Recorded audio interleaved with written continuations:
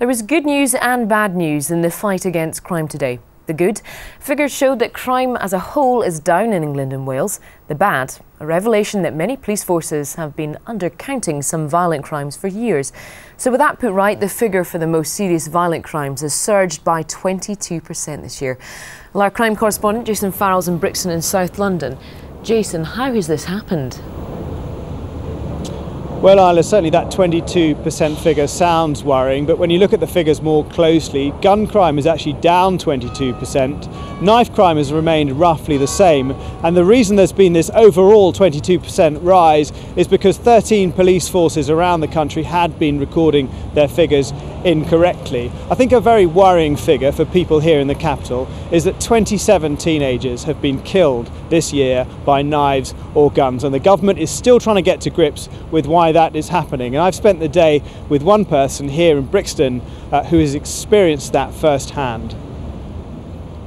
The first time I picked up a knife, I had decided to myself that I wanted to cause some damage.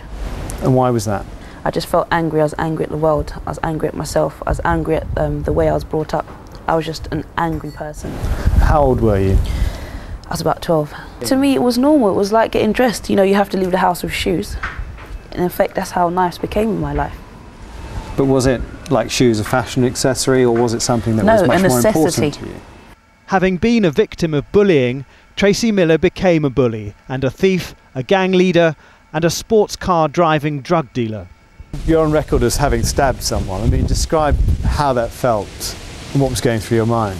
Just when I got home, I replayed the events in my head, and I could even, you know, feel me breaking of the guy's skin as I'm launching this knife into his skin. I remember feeling the actual breakage. So and how did you feel about having done that? I didn't feel good about myself, but I wasn't going to sit down and cry about it. It was done. Having turned her life around, Tracey agreed to take me back to her old patch in Brixton, where kids on the street say there is pressure to carry a weapon. Actually, yeah, there is a lot of pressure actually, because you could be on the road walking, you don't know who's on the road, what they're going to do to you. So tell the truth, you're there, you got your knife, your guns on you to defend yourself. Now it's knives and guns, and they think that just gives you the power. The power is the gun. You get the respect by using the gun. Are you listening to me? Forget the gang life. Nothing will come of it. Yeah, you don't want to bury each other. True. Do you understand? Big and serious. Times are changing. Tracey has certainly transformed her anger into positive energy.